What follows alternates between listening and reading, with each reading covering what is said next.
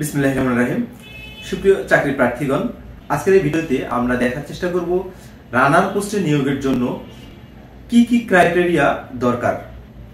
এই ভিডিওতে আমরা সেই বিষয়গুলি আলোচনা করার চেষ্টা করব, একই সঙ্গে আরো কিছু বিষয় আলোচনা করার চেষ্টা করব। সেই বিষয়গুলো একটু যদি জেনে নেই, পদসংখ্যা অর্থাৎ রানার পোস্টে কতটি পদ রয়েছে, চাকরিটি স্থায়ী না অস্থায়ী, শিক্ষাগত যোগ্যতা, ফ্রেশারদের জন্য বয়স, বিভাগীয় প্রার্থীর ক্ষেত্রে বয়স, কোঠার প্রার্থীদের ক্ষেত্রে বয়স, অভিজ্ঞতা, উচ্চতা, কততম গ্রেডের চাকরি এটি এবং এর বেতন কত, কর্মস্থল কোথায় হতে পারে, আবেদনের লিঙ্ক অর্থাৎ কোন লিঙ্কে আপনি আবেদন করতে পারবেন, আবেদনের শুরুর তারিখ এবং শেষ তারিখ।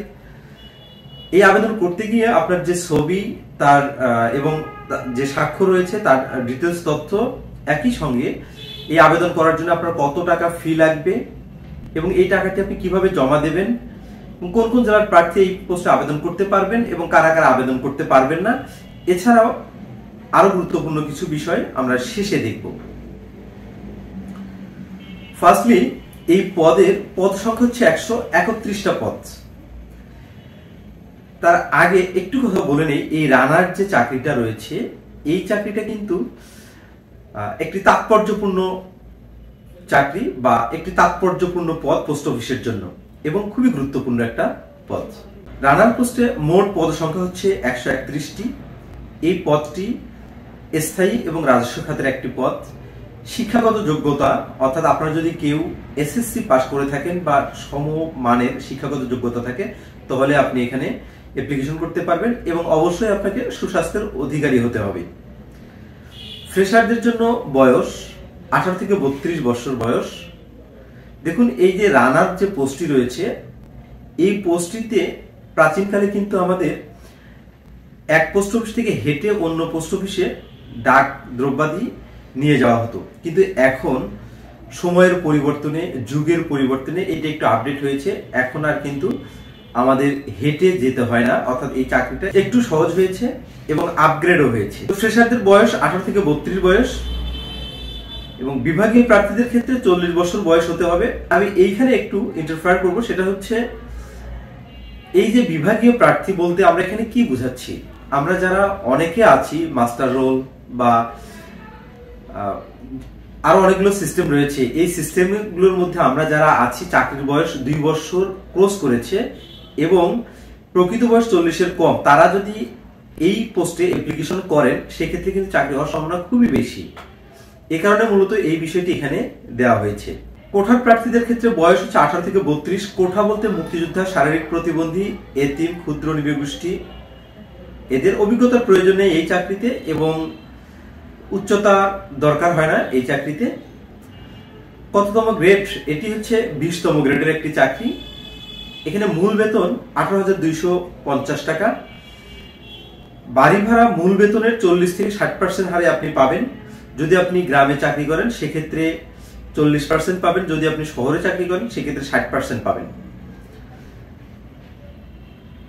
এতে 8,250 টাকার 40% যদি আপনি বাড়ি ভাড়া পান গ্রাম থেকে, অর্থাৎ আপনার বাসা থেকে যদি আপনি চাকরি করেন সেক্ষেত্রে আপনার 3300 টাকা আপনার আসে এবং যদি আপনি শহরে এই চাকরি করেন অর্থাৎ সিটি কর্পোরেশন এলাকায় সেক্ষেত্রে আপনি 60% বাড়ি ভাড়া পাবেন এবং 4,950 টাকা পর্যন্ত আপনি বাড়ি ভাড়া এখানে ওঠাতে পারবেন। এখানে আরো রয়েছে টিফিন ভাতা 200 টাকা, চিকিৎসা ভাতা 1500 টাকা এবং শিক্ষা ভাতা 2000 টাকা। এই 2000 টাকা যদি আপনার 2 জন সন্তান থাকে তাহলে আপনি 1000 করে করে 2000 টাকা পাবেন, আর যদি আপনার একজন সন্তান থাকে সেক্ষেত্রে আপনি 1000 টাকা পাবেন। যদি 2 জনের অধিক সন্তান থাকে তারপরও আপনি 2000 টাকাই পাবেন, অর্থাৎ সর্বোচ্চ 2 জনের জন্য আপনি অ্যাপ্লিকেশন করতে পারবেন। যদি আপনার কোনো সন্তান না থাকে তাহলে কিন্তু এই টাকাটা আপনি পাবেন না এবং যাতায়াত ভাতা আপনি 300 টাকা পাবেন। এই পদে আরো কিছু ব্যালেন্স রয়েছে, আপনারা যখন চাকরি করবেন তখন এটা বুঝতে পারবেন। প্রতি মাসে মোট বেতন প্রাপ্য হবেন আনুমানিক 17,000 থেকে 19,000 টাকা এর মধ্যে। কর্মস্থল এটা আসলে প্রশাসনের উপর ডিপেন্ড করে আপনাকে আসলে কোথায় দেবে এই বিষয়টা। তবে আপনার এলাকায় যদি হেড পোস্ট অফিস বা উপজেলা পোস্ট অফিস থাকে সেক্ষেত্রে আপনি এখানে চাকরি করতে পারেন বা আপনাকে এখানে নিয়োগ দেওয়া হতে পারে এবং আপনার বিভাগীয় অফিসেও কিন্তু এই পোস্টটি রয়েছে। আবেদনের লিঙ্ক, অর্থাৎ আপনি একটা ব্রাউজার ওপেন করে pmgec.teletalk.com.bd লিখে সার্চ দিলেই আপনাকে অ্যাপ্লিকেশনের পেজটিতে নিয়ে যাবে এবং অ্যাপ্লিকেশনের পেজটিতে এই পদটি সিলেক্ট করলেই সিলেক্ট করার পরেই আপনি আবেদনটি করতে পারবেন। আবেদনের শুরু তারিখ আজই, অর্থাৎ 12 জানুয়ারি 2025 সকাল 10টা থেকে শুরু হয়েছে এবং শেষ হবে 31 জানুয়ারি 2025 বিকেল 5 ঘটিকার মধ্যে। আমার উপদেশ থাকবে আপনাদের প্রতি, যারা এই পোস্টে অ্যাপ্লিকেশন করবেন বা পোস্ট অফিসের সমস্ত পদগুলোতে অ্যাপ্লিকেশন করবেন, সকলেই কিন্তু 20 থেকে 25 তারিখের মধ্যে অ্যাপ্লিকেশন করার চেষ্টা করবেন। আর একটা বিষয়, আপনারা অনেকে প্রশ্ন করেছেন যে একজন ব্যক্তি একাধিক পদে অ্যাপ্লিকেশন করতে পারবে কিনা। হ্যাঁ, করতে পারবেন, বাট যদি সকল পোস্টের পরীক্ষা একদিনই হয়, যদিও সেটা পসিবল না, যদি কখনো হয় তাহলে কিন্তু একটি পরীক্ষায় দিতে পারবেন।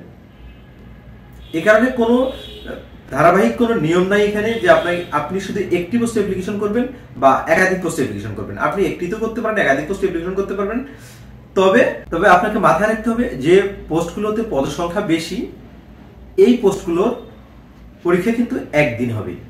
আর বাকি যেগুলোতে হচ্ছে কম পোস্ট রয়েছে, 2টা 4টা 5টা 7টা, এই পোস্টগুলোর পরীক্ষা কিন্তু সবগুলোর একদিন হওয়ার সম্ভাবনাটাই খুবই বেশি। কারণ পূর্বের যে পরীক্ষার শিডিউল দেওয়া হয়েছিল সেখান থেকে আমরা কিন্তু এটা স্পষ্ট বলতে পারি।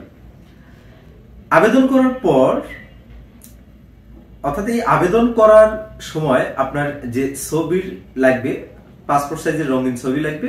এর দৈর্ঘ্য হবে 300 এবং প্রস্থ হবে 300 পিক্সেলের এবং ছবির সাইজ হবে সর্বোচ্চ 100 কেবি এবং আপনার যে ডিজিটাল একটা সিগনেচার লাগবে, এই সিগনেচারের দৈর্ঘ্য হবে 300 এবং প্রস্থ হচ্ছে 80 পিক্সেল, স্বাক্ষরের সাইজ সর্বোচ্চ 60 কেবি। পরীক্ষার ফি বাবদ আপনাকে 50 টাকা দিতে হবে এবং সার্ভিস চার্জ 6 টাকা, টোটাল 56 টাকা আপনাকে এখানে পরিশোধ করতে হবে। পরীক্ষার ফি জমাদান পদ্ধতি হচ্ছে, আপনি ফার্স্টলি অ্যাপ্লিকেশনটা করার পরে যে হার্ড কপিটা পাবেন বা অ্যাপ্লিকেন্ট কপি পাবেন, অ্যাপ্লিকেন্ট কপিতে আপনি দেখবেন একটা ইউজার আইডি আছে।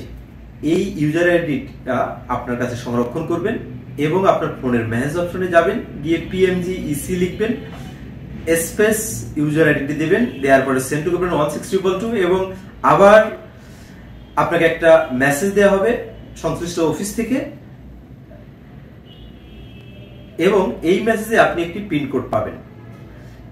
আবার আপনি আপনার ফোনের মেসেজ অপশনে যাবেন, PMGEC লিখবেন, স্পেস দিবেন, ইয়েস লিখবেন, স্পেস দিবেন, দেওয়ার পরে পিন নাম্বারটা লিখবেন, লেখার পরে সেন্ড করবেন 16222 এন্ড দেন আপনাকে কংগ্রাচুলেশন জানিয়ে দেওয়া হবে। অর্থাৎ আপনার অ্যাপ্লিকেশনটি সাবমিট হয়েছে বা আপনার টাকা দান পদ্ধতি সঠিক হয়েছে, এ ধরনের একটা মেসেজ দেবে আপনাকে। এখন আমরা দেখব সবচেয়ে যে গুরুত্বপূর্ণ বিষয়, সেটা হচ্ছে কোন কোন জেলার প্রার্থীগণ এখানে আবেদন করতে পারবেন।